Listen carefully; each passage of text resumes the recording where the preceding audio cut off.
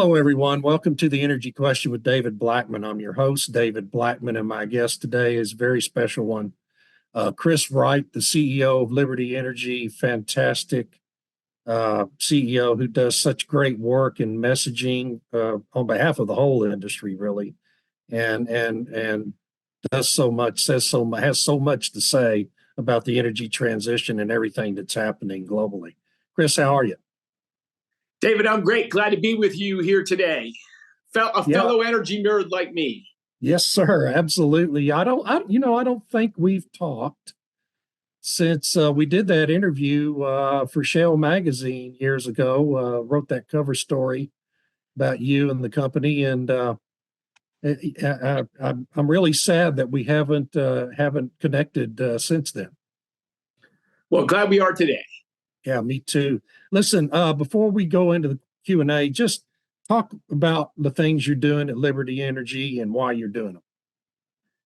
Well, first the company. We founded the company 13 years ago. I've been an entrepreneur my entire career, and my original company 30 plus years ago, in a blind squirrel finds nut, we came up with a couple ideas that helped launch commercial shale gas production in the late 1990s.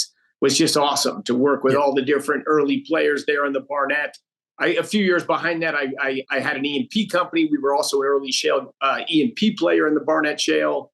Back in the E&P business in the Bakken, and then launched Liberty Energy, the frac company, 13 years ago with some great partners who are all still there and driving hard. We frac today about 20% of all the wells drilled in the U.S. and Canada. So it's one of my probably proudest single stat is about 100 million people around the world get clean cooking fuels from the propane that comes out of wells fracked by Liberty. And as you know, I'm on a mission to help that 2.2 billion people that still don't have clean cooking fuels to get them. So that's my business. And, look, in energy, I went to college to work on nuclear energy. I worked on solar energy in graduate school. I worked in geothermal energy for years. I'm not from Texas. I'm not an oil and gas guy by background. I just love energy, and it matters. It's the infrastructure that makes everything else in the world work, and it's critically important for everything humans do. And it's poorly understood, as you talk about endlessly. It's become ridiculously politicized these days to the great detriment of the energy system, all in the name of climate change or a supposed climate crisis. That none of the data, none of the real climate scientists claim is even there. So my goal in writing this book is just to try to bring some facts and sobriety to the dialogue. Everyone can have their own vision of the future and the trade-offs they want to make. I just want it to be based on some facts. And most everything we hear about energy and climate change these days is not.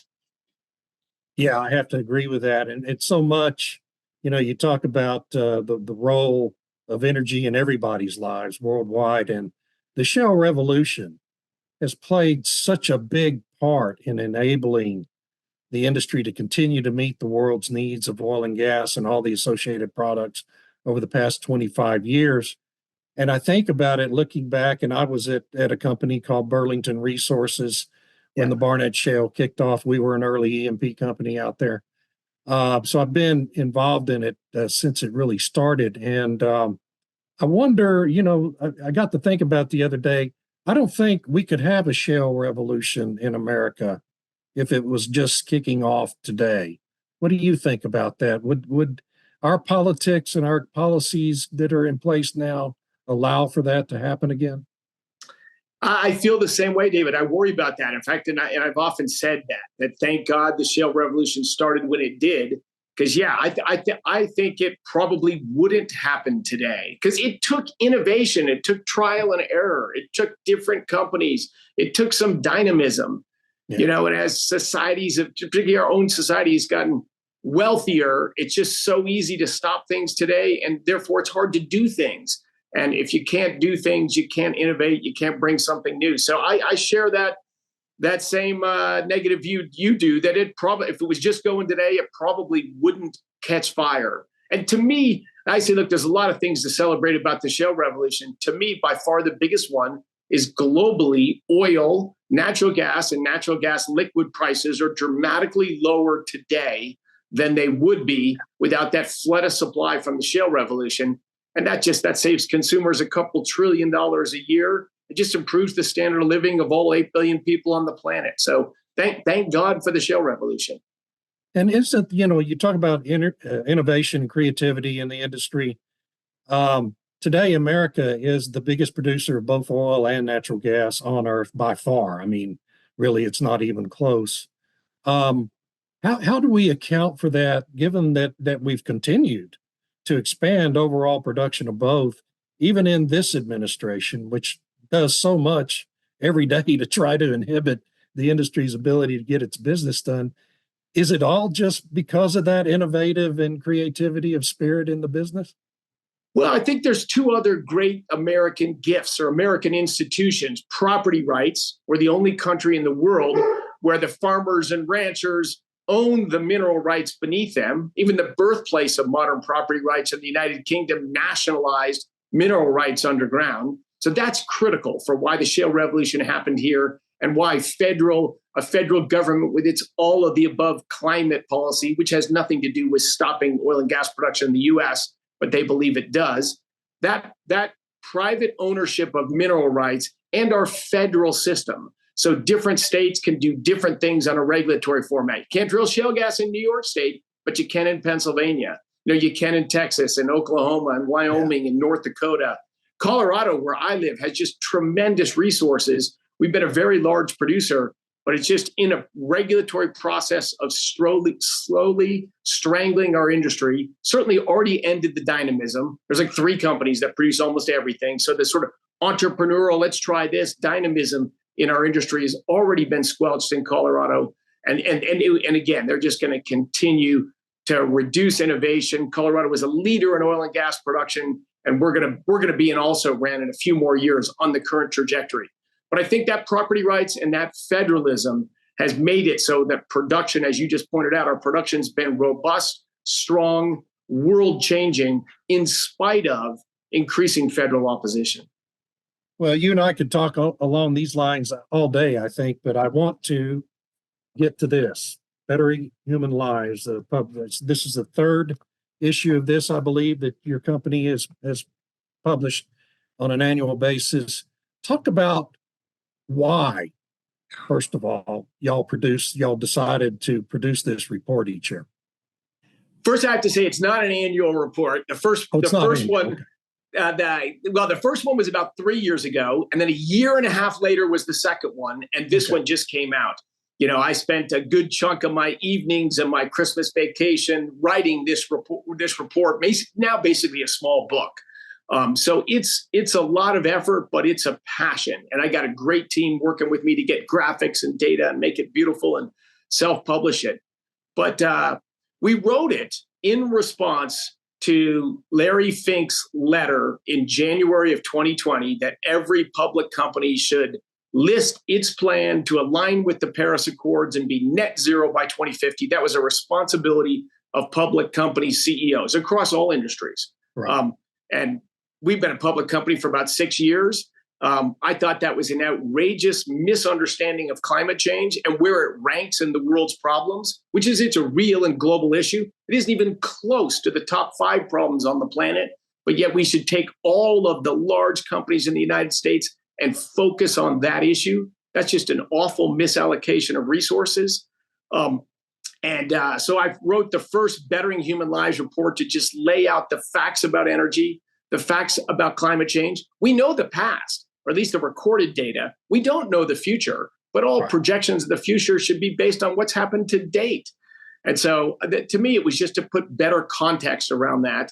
And I thought a lot in our industry are passionate, hardworking, great leaders, but they themselves are busy running businesses. They know their businesses, they know the oil and gas industry, but maybe less familiar with just the broader, how does the whole energy system work? What are the roles different things play in it?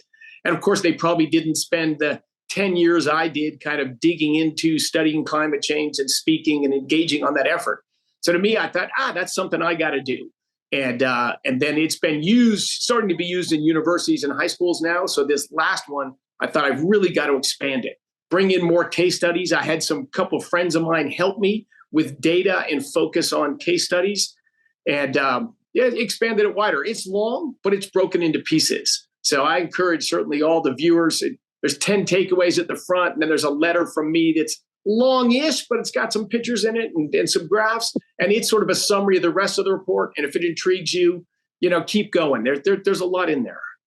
Yeah, and it's an extremely easy read, folks, and it's just chock full of so much information that so much of it you don't really see in the general media, of course, because they don't want to talk about truth or facts about any of this.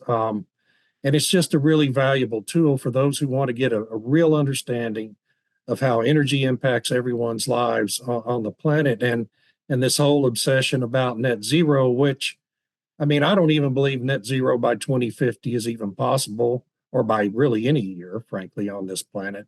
I wonder what you think about. Is that even an achievable goal? No. Again, one of my 10 takeaways is zero energy poverty by 2050 is an achievable goal, and it's a hugely human planet enhancing goal. Net zero emissions by 2050 is, number one, impossible. There's no chance of it happening.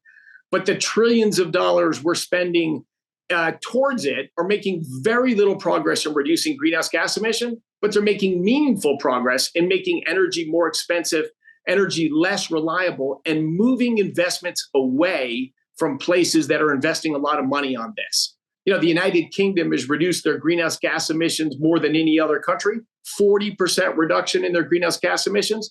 But there's some ridiculousness in that. They've had a 28% reduction in energy consumption. They just moved their industries outside the United Kingdom. They're not made with natural gas in the Midlands of England. Those products are now made in China or Vietnam in a coal-powered factory, loaded on a diesel-powered ship, and shipped right back to them. That's not a climate policy. That's an exporting of emissions and blue-collar jobs. They also silly count wood as zero emission fuel. Of course, it's much dirtier, much more carbon intensive than coal. They shut down one of their big coal plants, and they now power it with clear-cut forestry in the southeast US that's shipped over and burnt in the Drax power plant. Like, if you call something a crisis and we must achieve goal, it just throws open these doors to all these just totally foolish policies. They're not meaningfully changing greenhouse gas emissions, but they're harming the lives of their citizens. It's just a travesty. And now it's just become a political reason to do anything that you wanted to do before anyway, all in the name of net zero. Yeah, and they're also, in Germany too, same thing. They're in the process of reducing their emissions. They're also completely deindustrializing their economy, right? And destroying millions of jobs. And as you say, sending all those businesses to China is just... and Germany's this giant industrial powerhouse. Oh, no. They more than tripled their electricity prices before Russia invaded Ukraine. They've made life very hard for their moderate to low income citizens, exported their industry, spent somewhere between $500 and $1 trillion, scaled to our economy size, $5 to $10 trillion. And the net result was they went from 80% of their primary energy from hydrocarbons to 74%. Like, that's just, the benefits like immeasurably small and the cost is gigantic. And yet in the US, we're doubling down that direction. Germany, at least now, is building new combined cycle gas power plants. They're building LNG import terminals. Maybe they've gone far enough down the road. They've hit peak crazy, and they're going to start to slow. They're not publicly admitting as much, but they are actually changing their policy direction. Everywhere eventually will. We're never going to get close to net zero, but the damage is going to be huge. Eventually, this madness, of course, will be stopped. It's just the sooner it's stopped, the better, the less collateral damage. Yeah, what I worry about is, and I agree with you, I think eventually it will stop because it has to, or we're all going to go back to 19th century existence. But I worry that it will stop and begin to reverse itself before we experience a pretty major energy crisis. Historically, it's always taken an energy crisis in the U.S. to really create a sea change in energy policy. I wonder if you share that concern that we won't do it in time to avoid some sort of major upset. I agree with you, David. I think that's what's going to happen. People say, Chris, do you think your sober presentation of data is going to change the public, whole public view? And my answer is no. maybe the people that engage in it, but it's only crisis. And when it becomes personalized, the pain, that people are going to rise up and say, enough of this. We're already seeing it in Europe. Look at what's going on in Holland, what happened in France, what's happening in Germany, even in Italy, and in the United Kingdom. So, and I had this great dialogue with my son, a wonderful, very smart, thoughtful kid. I say, look, we're going to more top-down control. We're taking away human liberty in the name of net zero 2050. The loss in liberty is much larger than the loss of real emissions. But that loss of liberty and then bringing higher energy prices, lower quality lives, and more top-down diktats on what you can do and can't do, people are getting angry about that. And the response is not going to be a nice swing back to classical liberalism, free people, free markets, free trade. It's angry populism. This effort to build this top-down control, it is breeding what you would expect to breed. We're seeing that across Europe. We're seeing that in the U.S.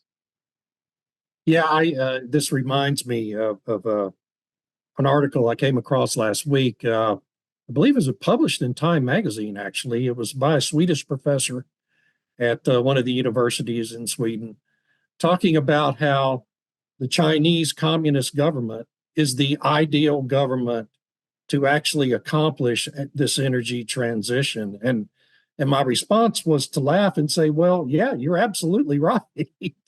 And there's a lot of reasons why that's the case. And it plays out in America in that it just seems like every policy decision now by this administration moves us closer to a full authoritarian form of government, doesn't it? I mean, it's not only that China's system is ideal for this, it's that we're moving in that direction in the Western world now. We are, sadly. You look, when I was in college in the 80s, probably a third of the faculty were communists. They believed, markets don't work and most Americans are stupid rubes and they have to be controlled in a designed society by smart people like them. That's a very common view among sort of, certainly on universities and sort of wealthy and arrogant people, is we gotta control these dumbasses and design society. And then you had to be at a university campus to say you were pro-communism, because we were in a Cold War with the Soviet Union and East Germany, and the average person would never be enamored with that kind of a system. When the Berlin Wall fell, well, now, the clothes came off and no one could really be pro-communism. In fact, nobody wanted to be pro-socialism anymore. And environmentalism, in my view of it, really filled that hole. It became the new purview of people who want top-down control. Well, now it's not to distribute economic resources and control the economy. It's to save the planet. And of course, you got to do anything. If the planet's is going to die, that'll justify anything. This word crisis in the climate crisis is a word that justifies rash, extreme actions because it's a crisis. There's no time for thought and evaluation. But yeah, the net result has been quite negative. And of course, to kids, I think, who are like, I speak at college campuses. I'm going to do a bunch of those this spring and fall. They're idealistic. They're great. They want to make the world a better place. They want to have meaningful lives. Like, their hearts are wonderful. But this climate crisis, the world is coming to the end. There's these devils and you can be an angel. And here's what virtue is. This is intoxicating. But of course, if I go speak there and lay out the story, climate change is real, slow moving, and not actually a crisis, but 2 to 3 million people dying every year simply because they don't have a propane cook stove, or a gas cook stove like you do at home. More than a quarter of humanity doesn't even have that, and millions died from that. I think they mostly change. Oh my gosh, that's the crisis. It's an error. Let's work on that. They're about justice. They're about making the world a better place. We just need to engage with them. We've let the kooks define how the world works, and that's at great, great cost to our society.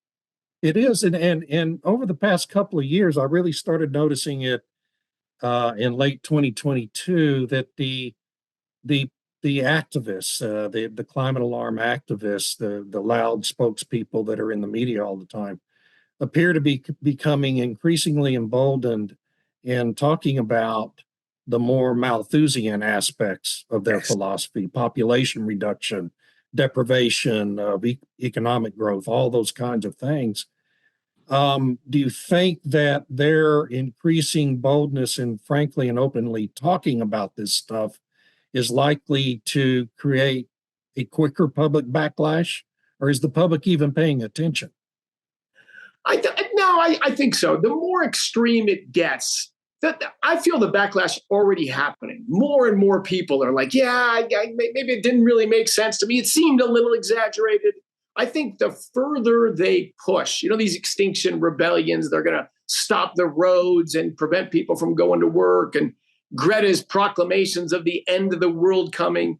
This, I think, is helpful, actually. I think this hits the average person that simply don't, they get lives to live. They don't engage in climate and energy stuff.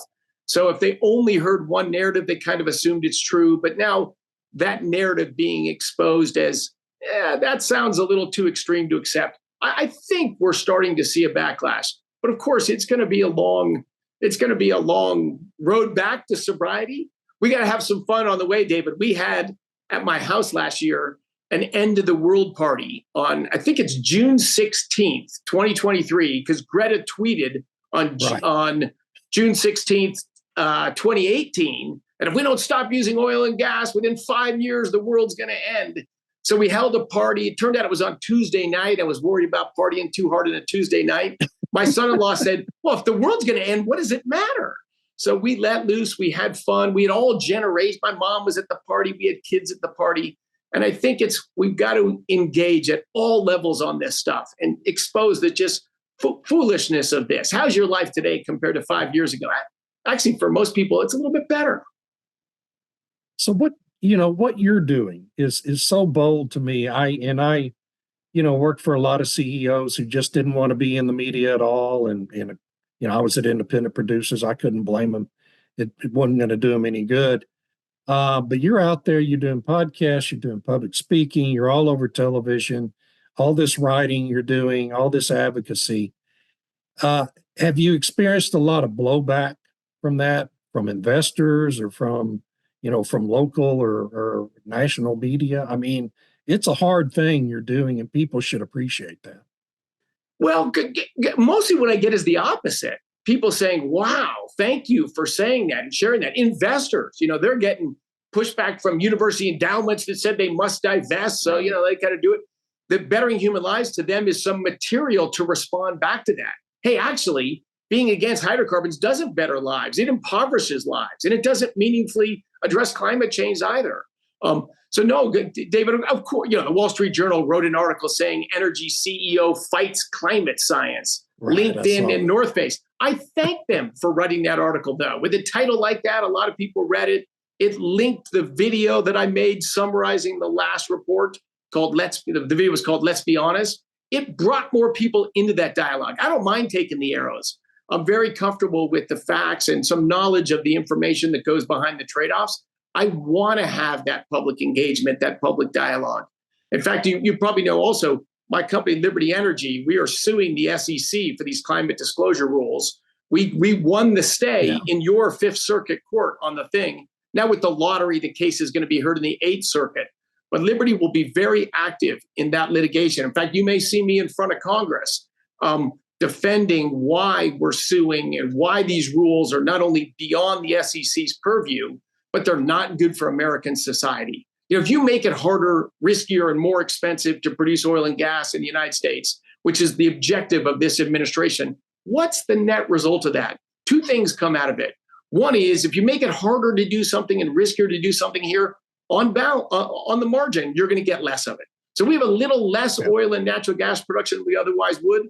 And what does that mean? Demand doesn't change, so you get higher prices. So when I was back in Washington, I thanked them all. They're enriching my company's record profitability, our industry's nearly record profitability, but heck, we're only 1% of America.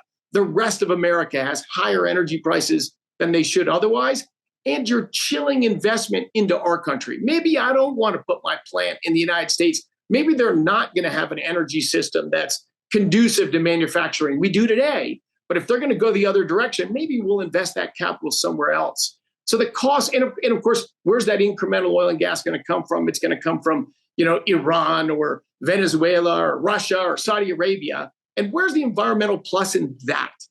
So like even their climate policies, I think their main impact is to increase greenhouse gas emissions if they can implement their policies. This is just displacing it to a less clean production, raise prices, and weaken America. Like, how do you rally a populace behind that policy outcome set? So I'm very happy to have that dialogue in public, and I know you're doing the same thing. Trying. I have a lot smaller platform than you do, but I do my best. Vicki Hollub, and I want to bring it. You'd mentioned demand not changing, while we these policies cause us to produce a little less. Vicki Hollub in early February said that she told an interview at CNBC she thinks we could be in a structural supply deficit for crude oil by the end of 2025, a long-term structural deficit. And a lot of it has to do with lack of investment or not inadequate investment in finding new reserves over the past decade or so. I wonder if you have an outlook on that. Do you agree that we could be in that kind of a shortage of supply that soon? I've been predicting it along about 26 or 27. 25 seems a little early, but dang, that's a real problem if it's going to come that fast. Yeah, look, I think years from now, people are going to look back and say Vicki was a prophet. And she is the one who started to speak out on it and give the data about the shrinkage in exploration spending, not production spending, but exploration spending, finding the reserves for 5, 10, 20 years from now. The data is compelling. Vicki's been explaining that and showing that to people and giving that bold conclusion that could be unpopular. People hate oil and gas, and her message, we're not going to have enough of it. And I think she's 100% right. I spoke yesterday in Shreveport and the day before in Houston. And one of my messages there is, if you look at the data, the world oil demand in the last decade was meaningfully higher than the decade before. The growth rate, that was the fastest decade over decade increase in demand for barrels of oil, which was, and then that was faster than the growth rate the decade before. We don't even see a slowing in the growth in absolute terms, yes, in percent terms as we get wealthier, but we don't even see a slowing in the growth in absolute demand for oil. But yet we're talking about a peak in a few years. Like, based on what? Based on 1 billion people. I love Arjun Murty's term, and I use it all the time. The lucky 1 billion, like people on this podcast, live well-energized lives. And we consume, on average, among all of us, 13 barrels of oil per person per year. The other 7 billion consume 3 barrels per year and per person. What do you think those people want? They want improve their lifestyles and move towards we do. And of course they want that. We would want that too. And they're going to get it. And and as they get it, they're going to need more oil, more natural gas, and certainly in the next few decades, likely more coal as well. I'm not anti-coal. If you're in a wealthy society and you can displace gas with coal, God bless you. You don't have local gas production. Coal's the cheapest resource you've got. Get electricity and heating to your people. Yes, there's trade-offs, and there's trade-offs with everything. But bettering lives, making people live longer, more opportunity-rich lives, nothing trumps that. Well, I want to personally thank you for all you're doing. We're out of time. I want to end this by giving you a chance to tell everyone where they can contact or follow what you're doing. How can they get a copy of the Bettering Human Lives book? And just tell folks where to find you. You bet. So look, our website is just libertyenergy.com. Liberty and energy, the two things that enabled the modern world. And if you just Google Bettering Human Lives, Liberty Energy, it'll take you right to the report. There's, as David said, there's 3 versions, but the latest one is Bettering Human Lives 2024. And thanks to my daughter, I'm on LinkedIn, just Chris Wright, Liberty Energy on LinkedIn. And so talks I give or writings and stuff like that in the report, a lot of that is on my LinkedIn thing. So you can scroll through that. You can find the article where the Wall Street Journal said I'm fighting climate science. And all of that stuff is there. But thank you all for listening and engaging in these energy climate dialogues. They're important for the world. And thanks, David, for hosting these dialogues all the time. I appreciate you. Hey, thank you. Thank you again. And thanks, Eric Burrell, our producer, and Sandstone Group for hosting the podcast. And thanks to all of you, our viewers and listeners, for tuning in. And we'll see you next time.